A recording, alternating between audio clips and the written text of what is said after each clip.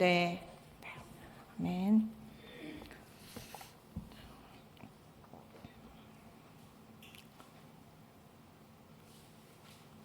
오늘 저희 설교 제목은 기도하는 사람의 삶이란 제목을 가지고 하도록 하겠습니다. 여러분은 기도를 하시나요? 이런 질문을 하면 좀 우습죠. 교회를 다니는 사람이 기도를 안 하는 경우는 없으니까요. 기도를 잘 안 하는 사람이더라도 힘든 일이 생기면 하나님께 기도하게 됩니다. 이건 당연한 모습이죠. 이것은 하나님이 살아계심을 믿는 그리스도인들의 당연한 모습이기도 합니다. 하나님이 살아계신다고 믿지 않는다면 기도조차 하지 않을 테니까요. 어쨌든 기도를 한다는 것은 하나님을 믿는 사람이면 틀림이 없습니다. 하지만 기도만 하면 그리스도인일까요? 라는 것을 오늘 생각해 보려고 합니다. 기도한 이후 기도한 대로 살고 있는지도 그리스도인의 삶에 포함이 되기 때문입니다. 오늘은 기도와 삶이 어떻게 연결되는지, 그리고 그런 어떤 삶을 살아야 하는지 오늘 느헤미야를 보면서 생각해 보려고 합니다. 오늘 설교 내용을 가만히 들으시다 보면 오늘 아침에 김진환 목사님께서 하신 말씀과 상당히 연결되게 되어 있습니다. 한번 들으시면서 오늘 아침에 설교를 연상하시면서 함께 들으시면 아마 더 풍성하게 누리실 수 있을 것 같다는 생각을 합니다. 그래서 오늘 아침에 저는 설교를 들으면서 하나님의 예비하심인가? 이런 생각을 저 혼자 했는데 여러분도 그 부분들을 발견하셨으면 좋겠습니다. 느헤미야가 예루살렘의 소식을 듣고 기도를 시작한 지 한 4개월쯤이 지난 어느 날 왕의 앞에서 포도주를 드릴 때 포도주를 드린다고 해서 이렇게 바치는 게 아니라 독이 들었는지 검사하는 거예요. 검사를 해서 이제 왕에게 바칠 때에 아닥사스다 왕은 평소와 다르게 느헤미야의 안색이 좋지 않은 것을 눈치를 챕니다. 그리고 무슨 근심이 있냐고 묻습니다. 왕이 원래 신하의 안색까지 그렇게 세세하게 살피지는 않는데 이날은 그것을 눈치를 채게 됐고 근심이 있냐고 묻습니다. 4개월 동안의 걱정과 사실 금식과 기도는 그를 순척하게 만들었을 것이고 아닥사스다 왕이 그것을 알아차린 것입니다. 사실 이걸 모르게 하려고 애를 썼습니다. 그래서 수심이 없도록 했었는데 이 아닥사스다 왕이 이거를 눈치를 챈 거죠. 이런 말에 느헤미야는 크게 두려움을 느꼈습니다. 자신의 근심 어린 모습을 왕이 어떻게 생각할지 몰랐기 때문입니다. 느헤미야는 조심한다고 상당히 조심을 했지만 왕이 느헤미야의 상태를 눈치채게 되었고 이것이 이제 바로 느헤미야의 기도의 응답이며 하나님의 역사의 시작입니다. 이런 왕의 질문을 들은 느헤미야는 하나님을 의지하며 자신의 상황을 솔직하게 말합니다.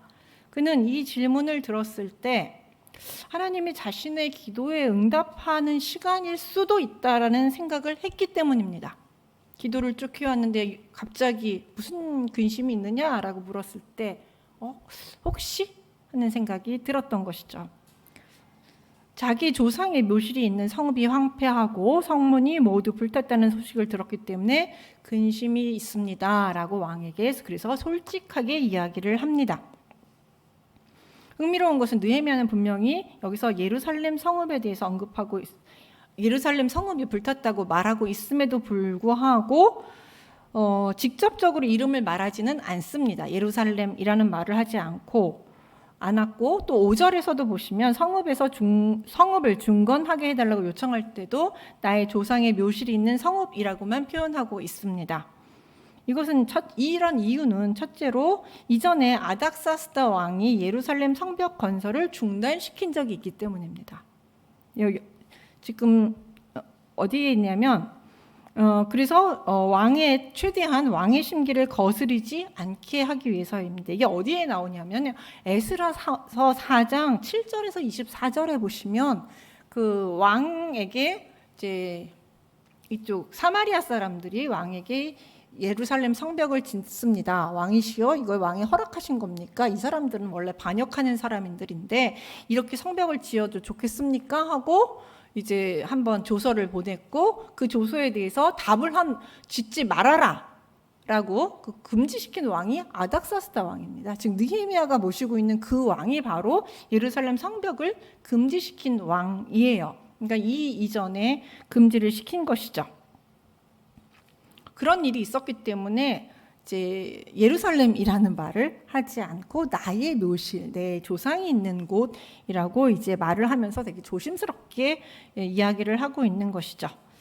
그다음에 두 번째는 예루살렘을 나의 조상의 묘실이 있는 성읍이라고 말함으로써 예루살렘의 일을 유다 민족 공동체 전체의 일이 아니라 느헤미야의 개인적인 일처럼 보이게 만드는 것이죠.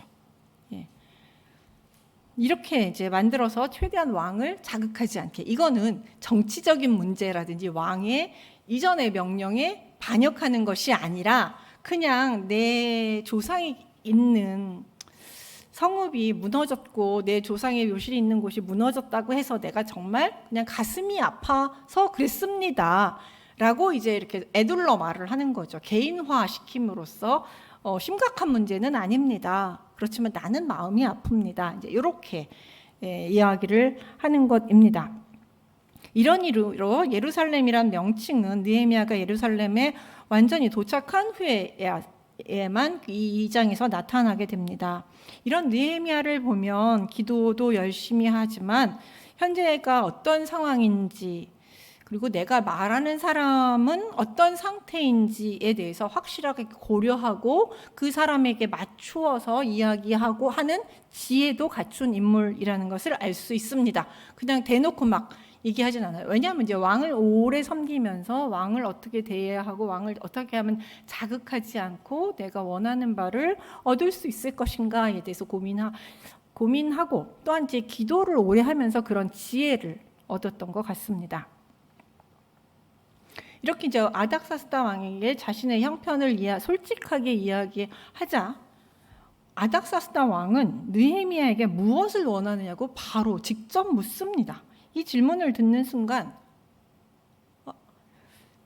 느헤미야는 4개월간 기도한 것에 대해서 하나님이 응답하시는 시간이구나, 지금이 바로 그때구나 라고 확신을 하게 됩니다. 아까 너는 왜 이렇게 근심이 많느냐라고 물었을 때는 혹시 그냥 묻고 지나갈 수도 있잖아요. 그러냐? 너 그럼 가서 쉬어라. 마음이 아프겠구나. 이렇게 하고도 넘어갈 수 있잖아요. 그리고 그러냐? 몸이 안 좋은 것 같으면 좀 가서 쉬어라. 이러고 말 수도 있습니다. 근데 갑자기 왕이 너가 뭐가 필요하냐? 라는 질문을 딱 하는 순간 이건 하나님이 내 기도에 응답하시는 그 시간이구나 라는 것을 확실하게 깨닫습니다. 혹시 하는 마음이 확신으로 변한 것이죠. 그러자 그는 왕에게 말하기 전에 하나님께 잠시 기도드립니다. 왜냐하면 2절에 보시면 그는 왕의 말에 두려워했다고 했습니다. 두려워했기 때문에. 왜냐하면은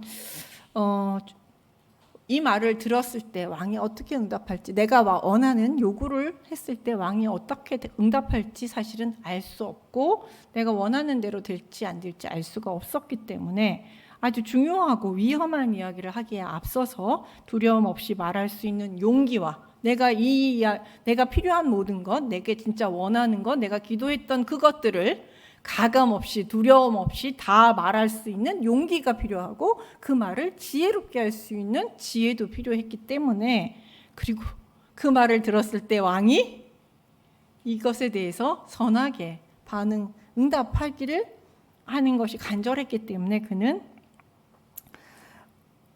기도할 수밖에 없었던 것이죠. 그래서 하나님께 간절히 간략하게 기도를 합니다. 우리도 기도한 내용을 행동으로 옮길 때 혹은 어려운 말을 해야 할 때, 내가 쭉 기도한 내용이 있었어요. 누군가에게 대해서 내가 예를 들어서 누군가 관계를 좋게 하고 싶어서 내가 쭉 기도를 했어요. 근데 막상 그런 기회가 딱 왔을 때 딱 마주쳤어요. 우연히 딱 어떻게 해서 마주치거나 그런 기회가 딱 왔을 때 어떻게 해요? 말을 해야죠. 잘 지냈느냐? 그때는 그랬는데 내가 참 예를 들어서 미안했다라든지, 아니면 그때는 내가 참 마음을 상하게 한 것 같으니까 내가 참 그동안 미안했다라는 이런 얘기를 하는 것도 사실 용기가 필요합니다. 자신 기도를 해왔더라도 기도한 것과 내가 그거를 직접 이제 말로 표현하고 행동으로 옮기는 건 또 다른 차원의 문제죠. 네. 그렇기 때문에 용기를 내달라고 기도를 해야 하는 것이죠. 네. 그렇기 때문에 기도했다고 그 일이 저절로 이루어지는 것은 아니라 우리의 용기 있는 말과 행동으로 이루어지는 경우가 아주 많기 때문에 우리는 기도를 하고 그 말을 실행에 옮길 때도 기도가 필요한 것입니다. 용기가 필요한 것입니다. 느헤미야의 경우 예루살렘 성벽 건설을 이야기했다가 왕의 미움을 받아서 좌천되거나 목숨이 위태로울 수도 있기 때문에 더욱더 간절히 기도한 것이죠. 기도한 것과 이야기를 했을 때의 갭의 차이가 너무 크잖아요. 이렇게 하나님은 일은 때때로 우리의 모든 것을 걸고 해야 하는 경우도 있습니다. 내가 막 그 일을 하겠다고 내가 주여 선교를 나가겠습니다라고 열심히 기도를 했는데 선교를 막상 나갈 기회가 생겼어. 근데 딱 나가려고 보니까 내가 포기해야 될 게 너무 많아요.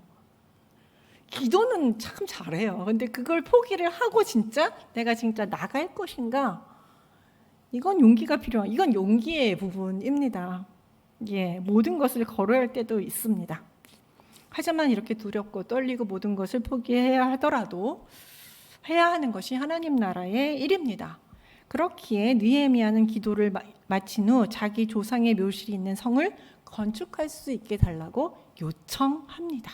기도한 그대로 성읍을 건축할 수 있게 해달라고 요청을 하게 됩니다. 6절에서 보면 왕의 옆에 왕후가 있다라는 말이 갑자기 등장을 하는데요. 이건 현재 느헤미야와 왕에 대한 공적인 연회가 아니라 사적인 공간에서 같이 밥 먹고 하는 식사, 사적인 공간에서 이루어진 것으로 보입니다. 이렇기 때문에 이제 여기서 왕비의 존재를 갑작스럽게 언급한 것은 왕은 사적인 공간에 느헤미야를 드릴 만큼 그를 신뢰하고 있다는 것을 보여줍니다. 그러니까 느헤미야와 왕은 매우 친밀한 관계 속에 있습니다. 그리고 왕이 이 느헤미야를 매우 신뢰한다라는 것을 자신의 왕비와 함께 만나는 공간에 느헤미야를 드린다는 것을 통해서 알 수 있습니다. 그런데 이렇게 이제 신뢰를 받는 상황에서 느헤미야는 이 모든 신뢰를 한 방에 무너뜨릴 수 있는 요청을 한 것입니다. 아까 말씀드렸죠. 예루살렘 성벽은 짓는 걸 누가 금지시켰느냐면 이 아닥사스다 왕이 이전에 금지를 시켰던 것이거든요. 근데 그 성벽을 다시 건설할 수 있게 해달라고 지금 요청을 한 것이죠. 그러니 얼마나 조마조마한 상황이겠습니까? 이러다 왕이 화를 내면 그는 그날로 절천되거나 모든 신뢰를 잃고 죽을 수도 있는 그런 상황이 되는 것이죠. 그러나 놀랍게도 왕은 그 말을 듣자마자 바로 갔다 오는데 얼마나 걸려? 라고 묻습니다. 아니 왜 가는지 어쩌고 저쩌고 질문이 있는 게 아니라 그냥 그래? 갔다 오는 걸 당연시하면서 얼마나 걸리는지 묻습니다. 두렵고 떨리면서 한 느헤미야의 요청에 대해 왕은 일말의 주저함도 없이 너무 쉽게 허락을 합니다. 이러한 왕의 모습은 하나님이 역사하셨다는 것을 느헤미야에게 그리고 우리에게 확실하게 보여줍니다. 여러분들도 이런 경험이 있지 않나요? 기도를 열심히 하고 내가 그 사람 앞에 나가서 이런 문제를 해결하기 위해서 그 사람 앞에 나가서 막 두렵고 떨리고 정말 될까 안 될까 막 조마조마하고 갔는데 말을 딱 꺼낸 순간 그게 뭐가 문제야 이러면서 그게 문제도 아닌데 난 생각도 안 했어 아니면 바로 그렇게 해 그건 전혀 문제가 되지 이런 경험들 있으시죠? 근데 어디까지가 제일 어려워요? 여기서 나오는 것까지가.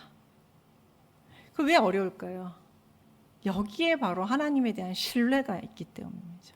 여기서부터 여기까지 안 나오는 건 바로 신뢰가 없기 때문이고 믿음이 없기 때문입니다. 그래서 기도에도 믿음이 필요한 기도를 하더라도 결국 그 기도를 실행할 수 있는 믿음이 우리에게 필요하고 용기가 필요한 것이죠. 그래서 우리에게 정말 하나님이 하셨구나라는 것을 모두에게 알 수 있었습니다. 그러니까 이렇게 하나님이 하셨다는 것을 안 순간 느헤미야는 더 용감하게 성벽 건설을 허락하셨으니 그런 건설을 할 수 있는 재료를 달라. 네, 성벽 성으로 갈 수 있는 통행증을 첫 번째 발급해달라고 요청을 합니다. 왜냐하면 그 당시에는 통행증이 없으면 갈 수가 없어요. 그래서 통행증을 먼저 발급해달라고 요청을 합니다. 그 다음에 거기서 한 걸음 더 나가서 성벽을 건설하는데 많은 재료가 필요합니다. 그 재료도 주십시오 라고 요청을 해요. 마치 그 물에 빠진 사람 보따리, 그러니까 건져 놓으니 보따리까지 다 챙겨달라고 하는 모양새로 좀 염치가 없어 보일 수도 있겠지만, 느헤미야는 왜 이런 요청을 하냐면 정말 꼭 필요해요. 이스라엘 유다 땅에 이런 재원이 없습니다. 없고 부족합니다. 그리고 또 부족하기 때문이가 첫 번째 이유지만, 두 번째는 하나님이 하셨으니 그것도 가능하겠다. 네, 재물 이거를 요청해도 왕이 들어줄 수도 있겠다. 하나님이 지금 역사하고 계시니 역사하심이 계속될 수 있겠다라고 용기를 낸 것이죠. 그리고 왕은 이 모든 요청을 허락합니다. 하나님은 이렇게 느헤미야 용기 있는 믿음을 통해 느헤미야의 기도에 완벽하게 응답하셨습니다. 그리고 나서 에스라서와는 달리 느헤미야는 준비 과정이 없어요. 준비 과정이 쭉 없이 바로 생략하고 바로 예루살렘에 왔다고 보고를 하고 있습니다. 왕의 허락을 받은 느헤미야는 왕이 보낸 호위 부대와 함께 예루살렘에 도착하였고, 강서쪽의 총독들에게 예루살렘 성을 건설해도 좋다는 왕의 조서를 전달합니다. 내가 이 동네 총독으로 왔고 너네 나이 건드리지 말고 우리는 이제부터 성벽을 건설할 것이고 이 모든 건 왕이 허락하셨다. 이제 이거를 다 만방에 알린 것이죠. 근데 이제 여기서 보면 약간 에스라서를 기억하시는 분들은 에스라와 좀 다른 점을 찾아볼 수 있을 것인데, 에스라는 호위 부대 없이 오직 기도하며 하나님의 도우심만을 구한 것과 대조적으로 느헤미야는 상당히 큰 호위 부대를 이끌고 예루살렘으로 오게 됩니다. 이런 다른 모습을 가지고 에스라와 느헤미야의 신앙의 높낮이를 재려는 사람들도 있습니다. 그러면 이제 기도만 하고 온 에스라는 더 신앙이 높고, 왕의 호위 부대를 이끌고 온 느헤미야는 신앙이 좀 하나님에 대한 신앙이 낮다, 이제 이렇게 평가하는 사람들도 있습니다. 꽤 있었습니다. 꽤 있습니다. 하지만 에스라는 이스라엘 종교 지도자로 자신이 누누이 하나님의 사람이라고 하였기 때문에 왕에게 호의를 구할 수 없다. 그렇게 하는 것은 내가 여태까지 말한 것과 언행 불일치. 그렇기 때문에 나는 그럴 수 없다라고 생각하고 구하지 않았지만, 느헤미야는 총독으로 오는 것입니다. 총독으로 유다에 가는 것이기 때문에 자신과 예루살렘을 관리하고 보호할 호위 부대를 대동하고 가는 것이 당연합니다. 이것은 직분과 상황과 신앙 간의 차이에 따른 선택의 문제이지 신앙의 높낮이의 문제는 아닙니다. 그러니까는 에스라는 종교 지도자이기 때문에 오직 믿음으로라는 것이 이스라엘이나 모든 사람들에게 더 적절하지만, 총독은 군대를 이끌고 와서 예루살렘 성을 보호할 수 있게 하는 것이 훨씬 적절한 행동이거든요. 그러니까 둘 다 상당히 적절하고 지혜롭게 행동한 것입니다. 그리고 느헤미야의 군대는 실제로 후에 예루살렘 성벽 건설 시 적들의 공격을 방어하는데 매우 큰 역할을 합니다. 뒤에 보시면 적들이 공격하려고 할 때 낮에는 일하고 한 손에는 무기 들고 한 손에는 일을 했다 할 때 이 모든 일들을 감당하는데 가장 핵심적 멤버들이 바로 이 느헤미야가 데리고 온 총독 호위 부대들이었거든요. 아주 중요한 일들을 많이 하게 됩니다. 그렇지만 이제 이렇게 해서 호위 부대를 대동하고 온 느헤미야에 대한 소식이 이제 전체 알려지자, 특히 여기서 이제 반발을 가장 한 사람이 산발락과 도비야. 이제 산발락과 도비야가 이제 계속 등장을 할 겁니다. 느헤미야 일행에 대해 이스라엘 자손을 부흥시킬 수 있는 인물이라는 주변 사람들의 소문에 대해 매우 불쾌해합니다. 무슨 소문이 퍼졌느냐면, 느헤미야 정말 유능한 사람이야. 그리고 왕이 정말 신뢰하는 사람이야. 그래서 유다를 부흥시킬 게 충분한 사람이라고 이제 주변 사람들이 막 떠들으니까 그 말을 듣고 이제부터 우리의 영향력이 줄어들겠구나라고 생각한 산발락과 도비야는 매우 불쾌했던 것이죠. 그리고 그런데 이런 반응은 이미 느헤미야가 주변 사람들에게 능력 있는 사람이라고 소문난 것을 증거하는 것입니다. 이렇게 느헤미야는 기도의 사람이자 매우 유능한 사람이라고 우리가 평가할 수 있겠습니다. 예루살렘으로 온 느헤미야는 백성들에게 예루살렘 성벽 재건에 대한 말을 하지 않습니다. 처음엔 도착하고 나서 말하지 않고 조용히 밤에 측근만 데리고 예루살렘 성의 상태를 살피러 돌아다닙니다. 이렇게 그가 하나니를 통해 들은 것들을 눈으로 직접 예루살렘 성과 성문이 무너지고 불탄 것을 확인하였습니다. 12절에 보시면 밤에란 단어와 내가 탄 짐승 외에는 다른 짐승이 없었다 이렇게 얘기하고 있는데, 이것은 그가 매우 은밀하고 조용하게 움직였다는 것을 강조하는 것입니다. 이렇게 조용히 다닌 이유는 그가 성벽 건설을 위해서 이곳에 왔다는 것이 적들에게 알려지는 순간 일찍부터 시작도 전에 방해를 받을 수 있기 때문입니다. 왜냐하면 왔다는 것 자체만으로도 불쾌했는데 성벽 건설을 하겠다고 말을 하면 얼마나 심한 그 반대들이 생겨나겠습니까? 그렇기 때문에 이스라엘 백성의 모두, 즉 지도자들인 방백들과 제사장에게도 알리지 않았습니다. 이것을 보면 느헤미야가 매우 주도 면밀하고 신중한 사람이라는 것을 알 수 있습니다. 내가 성벽을 건설하기 위해서 이곳에 왔다 하면서 막 이렇게 빵빠레를 울리면서 오면 참 멋있기는 한데 되게 멋있고 뭔가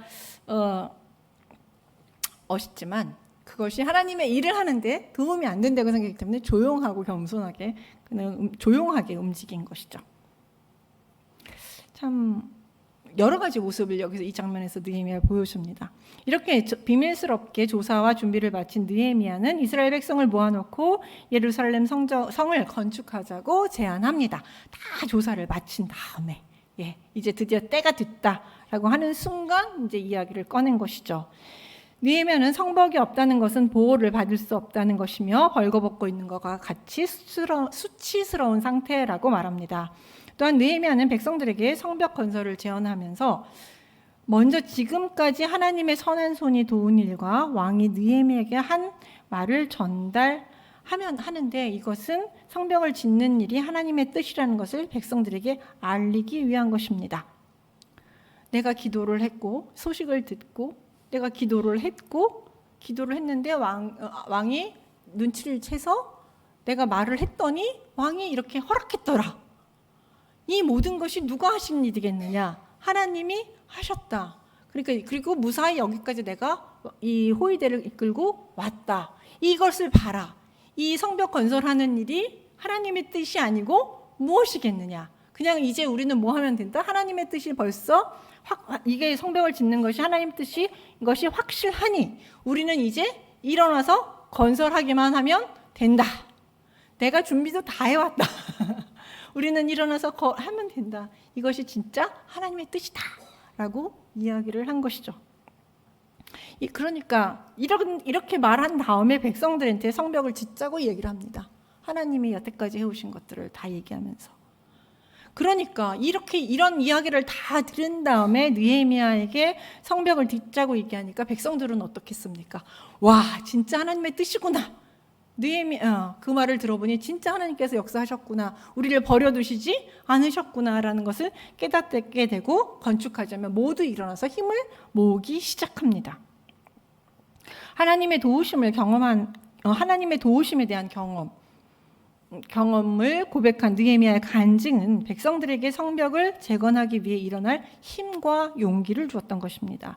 느헤미야를 도우신 하나님의 선한 손이 이제는 그를 의지하여 성벽을 지으려는 이스라엘 백성을 도우실 것이라는 것을 확신했기 때문입니다. 이것이 우리가 하나님께 기도하고 그 기도 응답을 받은 경험을 가져야 하고 또한 하나님의 역사하심을 다른 사람들에게 간증해야 하는 이유입니다. 이렇게 기도하는 삶은 1차적으로 나의 삶을 변화시키지만 그 다음에는 내 주변의 삶을 변화시키는 힘이 있습니다. 이스라엘의 일에는 꼭 반대하는 세력이 등장하는데 이번에는 산발락과 도비아입니다.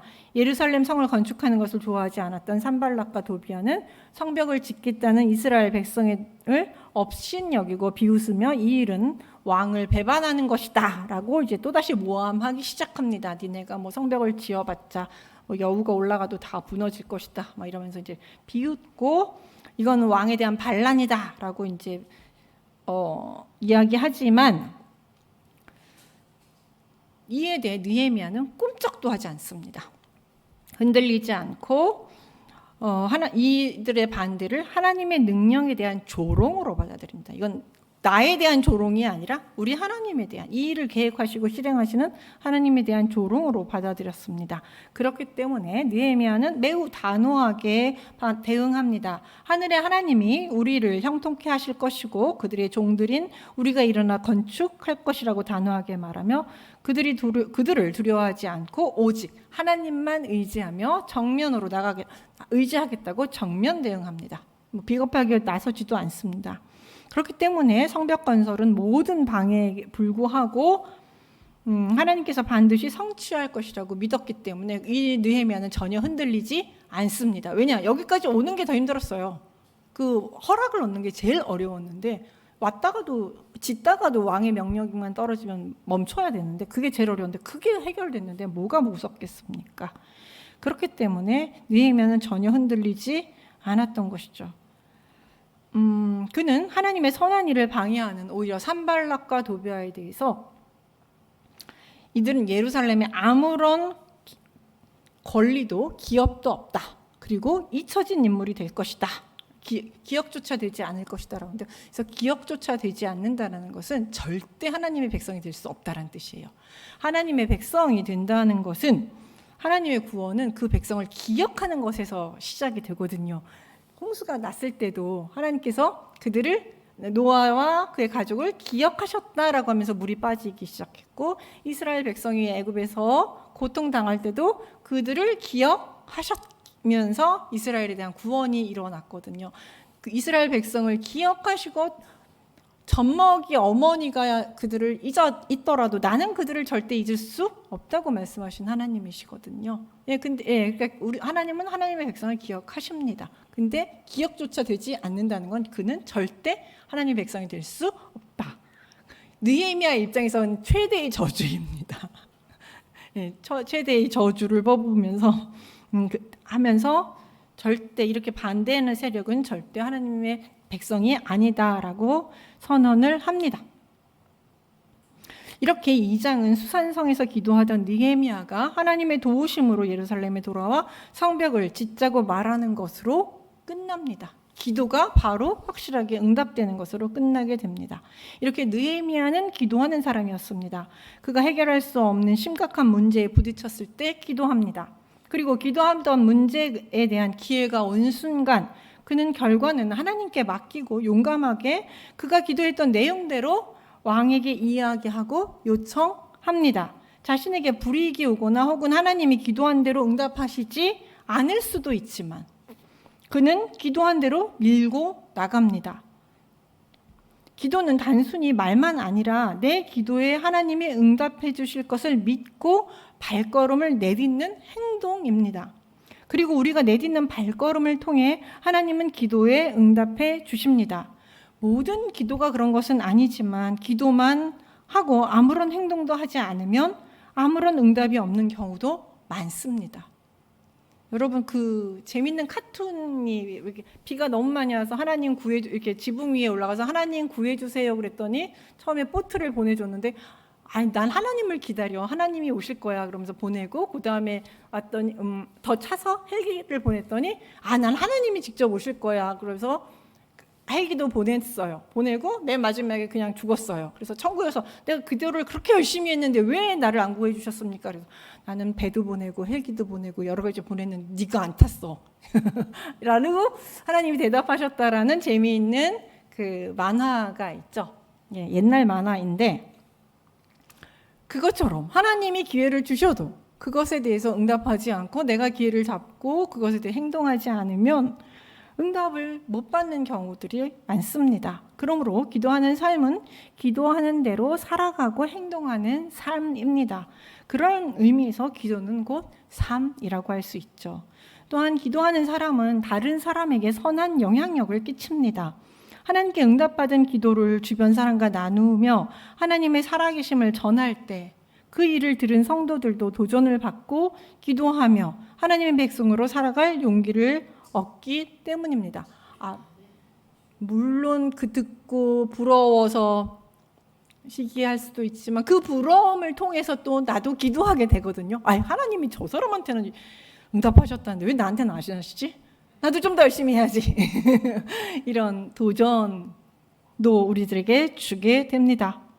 그러므로 느헤미야처럼 기도가 삶이고 삶이 기도인 그런 신앙생활을 하시고 또한 선한 영향력을 주변에 끼치는 우리 서울남부교회 성도들이 되었으면 좋겠습니다.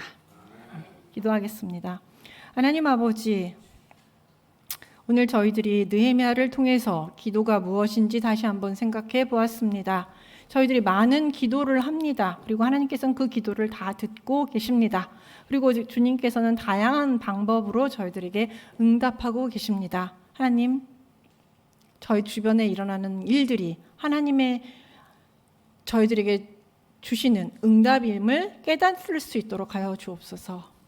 그 순간이 왔을 때 우리가 용기를 내어 그 기회를 잡을 수 있도록 하여 주옵소서. 지혜를 주시고 용기를 주시고 우리 삶 속에서 기도대로 살 수 있도록 주님 도와주시옵소서. 예수님의 이름으로 기도드립니다. 아멘. 찬송가 384장 찬송하시겠습니다. 다 같이 일어나서 찬송가 384장 찬송하시겠습니다.